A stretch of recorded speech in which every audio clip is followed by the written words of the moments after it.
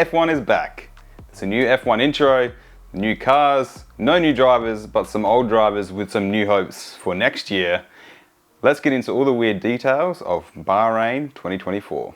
First, I feel like we do need to set the scene with how testing went. Alpine looked like they brought John Deere tractors, Mercedes looked like they had some interesting conceptual elements to their car, and Red Bull have surprised everyone by completely reworking how their car was. After having the most successful car in F1 history, it's wild to think that they were so confident that they completely changed it up for this year. In quali, we saw that Alpine were definitely not rapid, and all weekend Carlos Sainz literally drove like his contract was going to be up. So yeah, some impressive driving from him.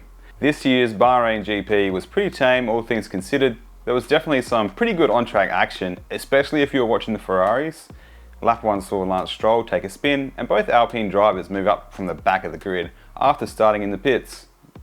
I mean, they may as well have. There's some new DRS rules this year that we need to go over. Previously, you couldn't use DRS until 2 full laps were completed.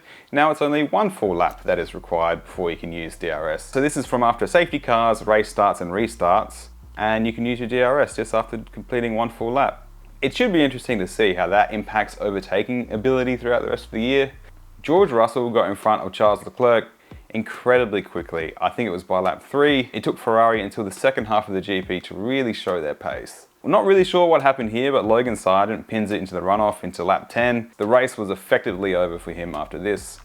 Lap 11 saw an incredible battle between both Ferrari drivers, Sainz overtaking Leclerc. I know the Leclerc hype is so massive, but Sainz has always impressed me, and I can't wait to find out what happens to him next year. I actually think that he still deserves a top 3 car in my opinion, and I hope someone big picks him up. Around lap 20, we see Russell and Hamilton are on the radio about some power store issues.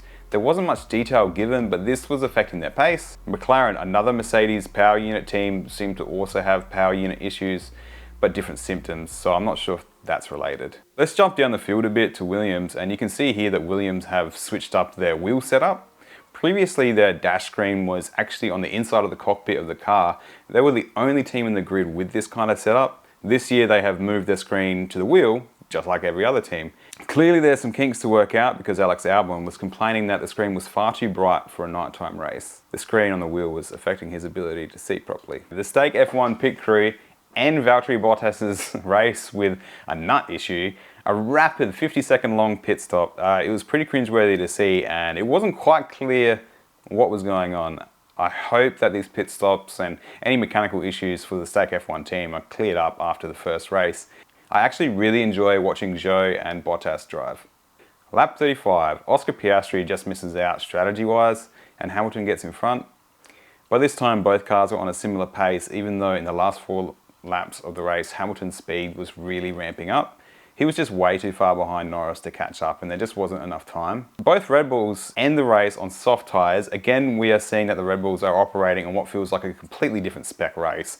So far in front of the pack, obviously Max more so than Carlos. It's just crazy to see how far ahead Max gets. It's like he was driving on a clear track the whole time. George Russell making a mistake, locking up to let Leclerc through after a bit of a battle. It seems to be a bit of a common trait that under intense pressure, George can make a mistake. It's time to talk about the weirdness of the Visa Cash App RB. Is it Visa Cash App RB F1 team? It's time to talk about the Visa Cash App RB team and the weirdness going on between Yuki Tsunoda and Daniel Ricciardo. After some team orders came in, instructing Yuki to let Daniel overtake him, Daniel apparently having more pace, then Yuki complaining that Daniel was too slow to pass Nico Hülkenberg, who was in front of both of them. I think Yuki has definitely relaxed on the language he uses over team radio lately, but him calling out Ricciardo for not being fast enough is just hilarious. The rest of this year is incredibly important for Yuki and Daniel. I'm really interested to see how 2024 goes for them.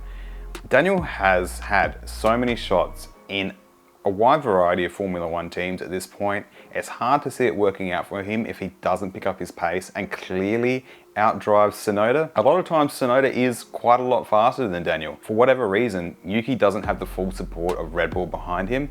They just don't think that he has what it takes to go up to the actual Red Bull team.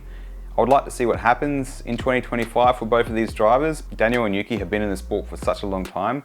Perhaps they just get subbed out for younger talent. Formula One is back. 2024 is going to be a massive year for Formula One. 2024, 24 GPs, it's insane. I imagine by the end of the year, we're going to get a lot of teams and drivers and engineers complaining about the number of Grand Prix and all the traveling this year brings, but selfishly, I'm looking forward to 24 races. Thanks for watching Aliens in the Paddock. Let me know what you think in the comments below, and I'll see you next time in Saudi Arabia. I won't be in Saudi Arabia, but the race is.